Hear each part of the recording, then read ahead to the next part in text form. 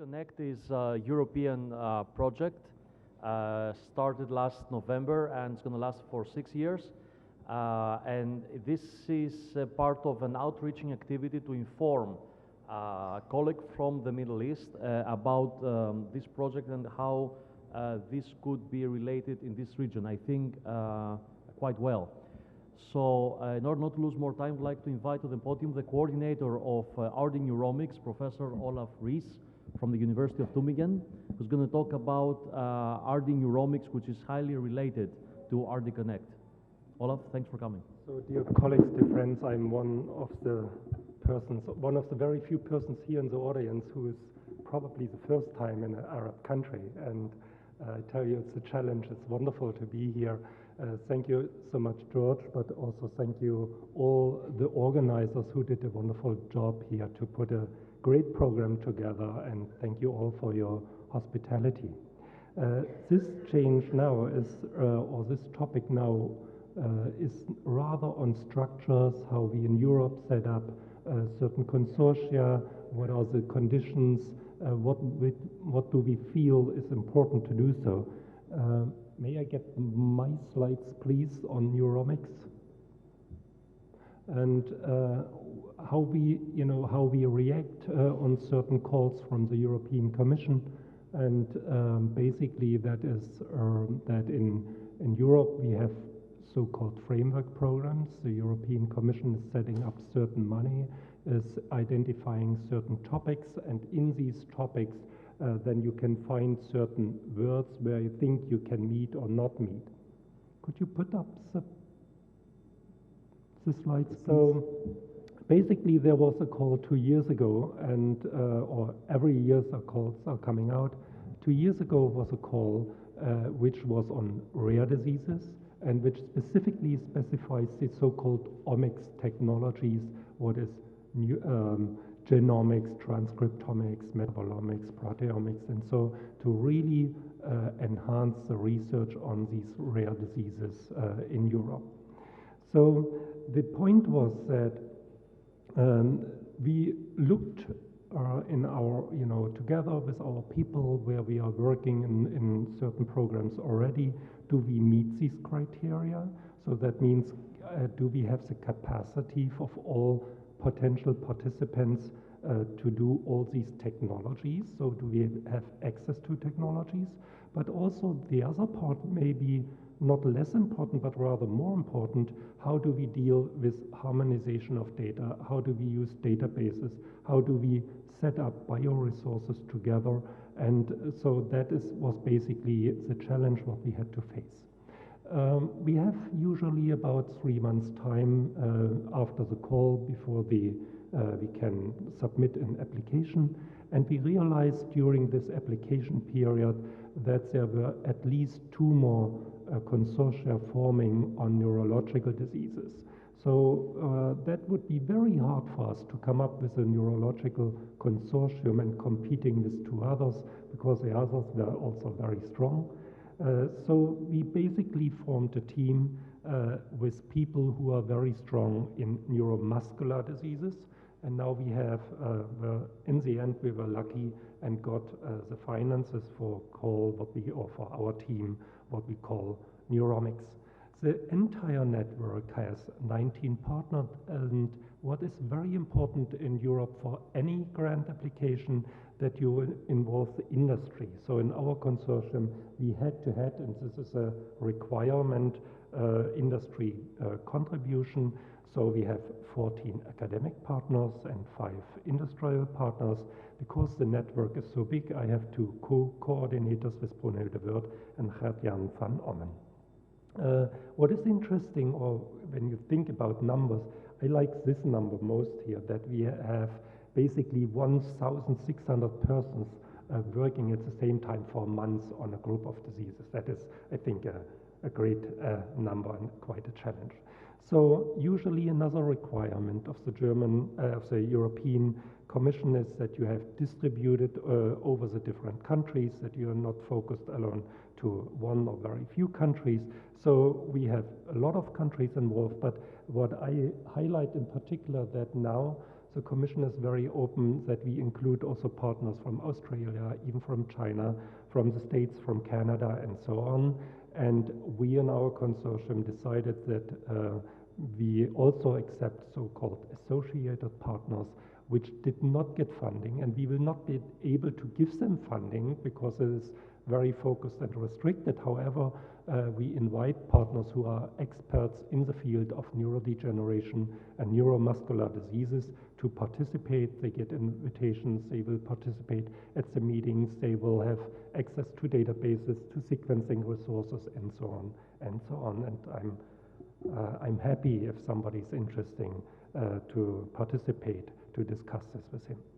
Now, all these centers were basically not selected freely, but selected, as I mentioned before, first on technologies, but also what structures do they have in-house? What is available on these different universities? And I give you an example from Tübingen, where we funded the first German rare disease centers 5 years ago. We are focusing on 10 diseases. These are skin diseases, cystic fibrosis, CMV infections, genital malformation in females, rare eye diseases, neurofibromatosis, malformations of the head, autoinflammatory diseases, and rare cancer. For all these different groups, we have specialists in different fields of the medical field, so it has to be interdisciplinary. We have a patient guide who is basically, you can call a biologist or a medical doctor, and he guides you to the different centers. We have a central and decentral coordination. We have registries, biobanks, information, public awareness, and we are coordinating each other with now new formed other rare disease centers in Germany. A center looks like this. Basically, the structure, as I mentioned before, we have interdisciplinary teams. Here in the Center for Neurological and Neurodevelopmental Diseases, teaming up together with neurology, neuropediatrics, psychiatry, ophthalmology, radiology, and of course the genetics. And here even you can see that we do not focus on all neurodevelopmental and neurological diseases, but rather we select on very specific ones, which are named over here. And this is because we have for these diseases outdoor patient wards, disease registries. We have a very strong research traditionally also on them. And what is basically the most fun of all in these centers, that we have these interdisciplinary case conferences. That's basically that we meet once a month, and about 50 medical doctors and biologists are sitting together and discussing patients which have not been solved in the history, in the causes of the disease, and we are discussing whether or not one should go into treatment studies in specific ones. And so that is a wonderful experience to team up in such a great place. There's one other thing what we consider very important in our place, that is this really disastrous situation for patients with rare diseases, that they really need so much time until they find a doctor who makes the right diagnosis. So you can see in these different examples that for say Ehlers-Danlos or Marfan disease, you need 11 years or 28 years until 75% of the patients got the right diagnosis. That means 1/4 of them don't even have the right diagnosis after 11 years. That is the situation we definitely have to change all over in the world. And when you look at the distribution in Europe in general, you may see that for these certain diseases, the percentage of patients who consulted more than 5 medical doctors to establish the right diagnosis. You see that here in Sweden, in Poland, in Denmark, in Spain, more than 40% of the patients had to consult at least 5, 6, 7, 8, 10, and so on doctors until somebody makes the right diagnosis. Again, a situation we cannot accept in favor of our patients. So we thought about this, what can we do? And at least we in Tübingen, we funded an academy for medical doctors focusing on these rare diseases. We have about 4 to 5 workshops a year, very specifically focused on these different disease centers, what I showed you before. We teach the doctors to think, when do I have to think about the rare diseases? We call these red flags. These doctors can also meet our specialists, so they bring the patient documents with them and they say, well, listen, my patient has this and this and this, what would you consider as the next steps? So it's very successful and again, a lot of fun to interact with all these different doctors in different hospitals. Now, why is the need for neurodegenerative and neuromuscular diseases so strong in Europe but all over the world? They are rare but affect a lot of patients. We have very, very few, if at all, effective therapies. It's extremely heterogeneous. We have tons of overlapping phenotypes. We have diseases where we would not even dreamed of that this is the same condition. We have very few, unfortunately, specialists, so we have to work in Europe together. We have few tissue collections, to tell you the truth. When you think about a brain disease and you are asking someone, I would like to work on this condition, and you can call up all over the world and nobody has a brain of a patient who is diseased from this, so it's very strong demand. And unfortunately, as I mentioned before, we have few therapeutic strategies, but we may have common therapeutic strategies, what may be also common for frequent diseases. Now, these are the 10 disease groups where we are working on. We have 10 disease groups we are working on. Basically, we have a disease coordinator for each of these diseases or disease groups who are trying to really focus on the different conditions. We have very many, in my view, patients from their respective diseases, but when you look at the registries, they are very poorly developed, so we have to do a lot of efforts in collecting or in developing registries and so on. And all of these patients, or at least as many as we can, will be analyzed with genomics, with transcriptomics, proteomics, and metabolomics, and we had a wonderful talk from Carsten just after the lunch, which was wonderful and showing also the developments of metabolomics in the very recent years, actually. So the aim was to screen more than 1,100 patients with an unknown genetic condition by whole exome sequencing. Aim 2 was to develop these panel diagnostics using next generation sequencing. Aim 3 was to identify disease modifiers, and Douglas made a wonderful example with the hemoglobinopathies where disease modifiers play a major role, and we are at very early stages understanding this. Of course, we have to develop biomarkers because the treatments are very expensive, or to develop treatments is very expensive, and if we do not have biomarkers to follow up how potentially efficient treatment is, we will not reach a lot of treatments over the next years for our patients. Thus, we have to study pathophysiology. We have to develop therapies, and let me have one word on therapies. If you think that we have about 7,000 to 8,000 rare diseases, and knowing that worldwide we have less than 60 treatments available right now, and worldwide we are developing about 6 drugs per year for rare conditions.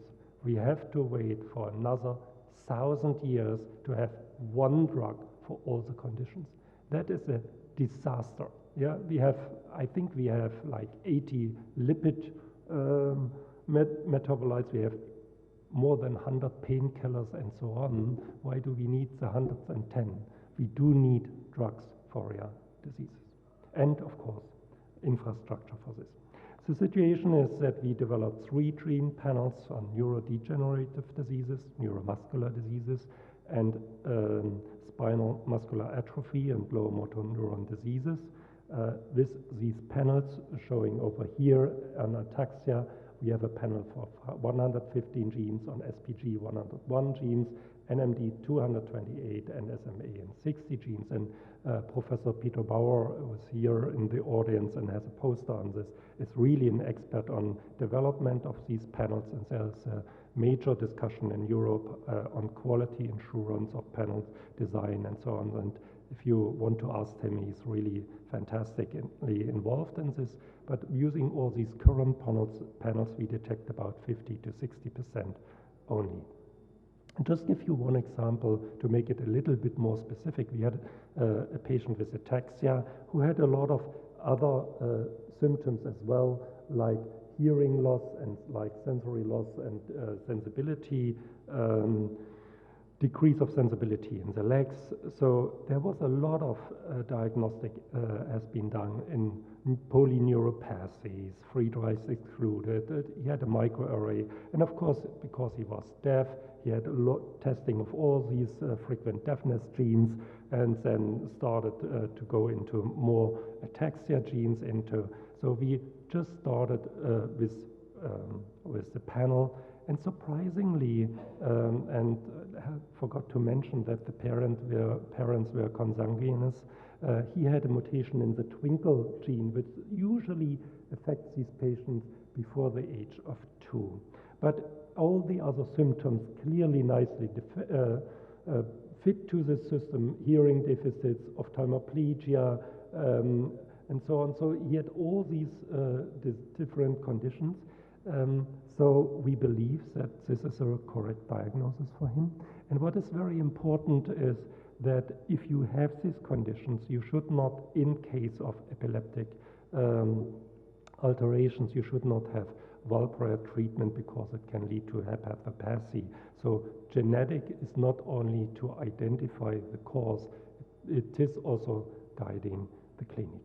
Now, for the 40 to 50% where we did not identify the mutation, we have to do whole exome screening, update the panels again, and for the ones where we do not identify the final mutations, we have to do whole genome studies. And again, Douglas made a wonderful story. I think what is just opening up, very difficult to understand, but we have to do a lot of research in this to increase the discovery rate for the genetic causes for these conditions. We believe, and that was a goal of our proposal, to increase the current situation of 50 to 80% discovery rate.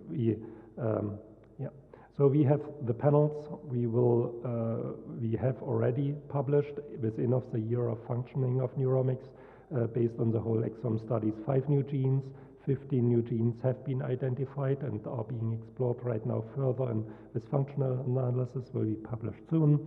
And we have to understand these new mutation mechanisms, as I said. The entire project is associated with phenotypes, with databases which are fantastic to link the clinical phenotype with the genetic phenotype, as being set up with biomarkers, modifier studies, pathogenesis models, and even genetic-based treatments. And I just don't have time to go into these different aspects today. One more example, because I think it's very important as we start with these panel diagnostic. The question is then everything solved? And I would like to give you another case report on a patient who came to our genetic counseling, who had spastic paraplegia with the age of about 20. These common or frequent genes, SPG3, 4, and 5, have been excluded. Peter Bauer did the panel diagnostic, and he found clearly the mutation, the PR204W mutation in SPG10. Fantastic. However, this very same mutation has been described in dominant and recessive cases. So what do you do? The patient specifically asked for the risk of his offspring. So if it is recessive, it would be less than 1%. If it's dominant, it's 50%. That's quite a difference, I would say. So what should we tell them? We don't know. Should we tell the wife that we should sequence her KIF5A gene, because then we could modify the risk for the offspring? I don't know. We haven't. We don't know. We just have to say we are not clear in what we received. Now, the same patients, the very same patient, the same panel, we found 2 more mutations over here in the GCH gene indicating dopa-responsive dystonia. Exactly these 2 mutations have been published in trans, so on both chromosomes, or in cis. If they are in trans, he has, in addition to the SPG10, a dopa-responsive dystonia. If he has it just in cis, he is a risk carrier. Should we thus again sequence his wife or whatever? Should he or will he develop symptoms, or is it already part of his symptoms? We don't know. However, I think this should tell us that we have to also define our role in the medical community new in a way that we are giving clinical guiding. We will not give any more clear answers to everything. We will tell our medical doctors or pediatricians, neurologists, or whoever, this could influence all the phenotype. And you have to consider a list of 5 or 10 different diseases where this person is at risk. That is reality today. And we have to give guiding, but we will not solve the cases to our new understanding of genetics. Now, the main impact of Neuromics is in many ways to improve, of course, and that's the most important, the patient's health. Improve diagnosis, leading or guiding personalized treatment, improves the quality of life. It will have a social impact, hopefully reduce healthcare costs when we do the diagnostics before, at very cost-efficient ways, for instance. We will have to define pathogenic commonalities, as I mentioned before. We have really to put major effort in treatment development in it. And it, of course, will have an economic value based on a diagnostic market, therapeutic market, biomarker market, and so on. However, all these diagnostic things, we will not be able to really get, even with an expert team of 20 or 50 or 100, we need the input of many, many more people. So we need a clinical infrastructure in Europe, abroad of Europe, connection worldwide. We need comprehensive knowledge databases which are being developed. We need ontologies new and so on.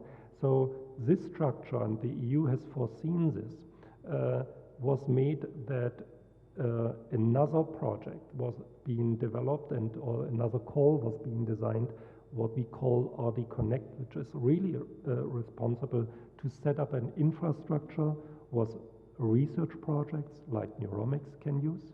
And at the same time, another project on kidney disease, which is called Neuromics, has also been set up, and we are all using the same infrastructure on RD Connect. And I'm so glad, George, that you are a member of RD Connect.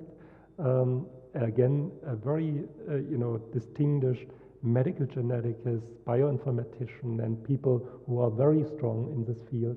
And I'm happy to work together with RD Connect, and I'm happy for the invitation again. Thanks, George. When we will start with the panel diagnostic, because you can, whole exome is still very expensive, even in Europe. Yeah. So we would like, and it's very complex when you have all the data. So you have to focus, and I think even with the panels, I gave you some examples that it's not that easy. So we do panels, then we do whole exomes, then we redesign the panels, and we may do whole genome studies. At the same time, transcriptome studies being done in cellular models, so we have a whole branch working on iPS cells, on animal models and all this. So the sake of time, I didn't really mention it, but people are working there on transcriptomics. We are collecting all different types of tissue from the patients, like spinal fluid, of course, blood samples, urine samples, and so on. And people are working on metabolomics on this. And so that is basically, we have a very strong company actually putting all these different data together. I was very doubtful, I have to say, when we integrated them in the project, but even after a year now, we just feed them with all different kinds of data on our models. They came up with very interesting candidates which influence pathways. They came up and telling us, here you have 2 new or 10 new potential interactors with these proteins not published somewhere. So I think we have really to use this infrastructure to bring the data together.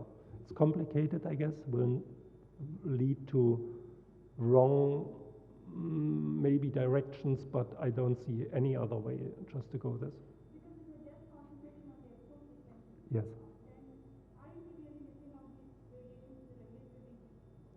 Say it again on the exome model.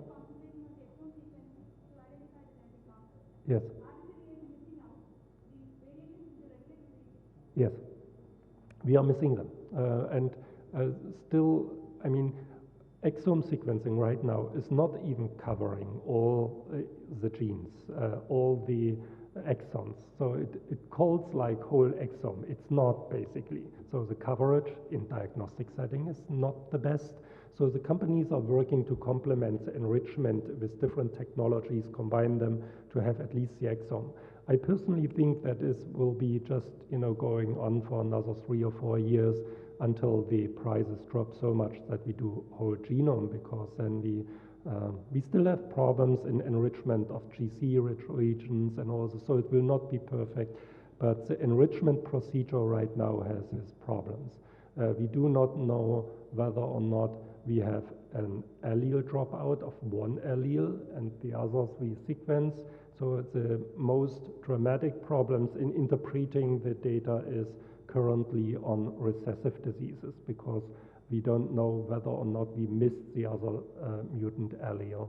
And this is stronger, or the risk is much higher in whole exome, where you have a coverage of 40 or so for a certain region. Here in the panel, we have of a couple of hundreds the coverage. We can have software where we are able at least to 90% to see deletions or duplications, also with whole exome. It's doable, but it's not at this high percentage that you discover this right now. Yeah, it's not in the diagnostic field, in my opinion. Okay, thank you very much.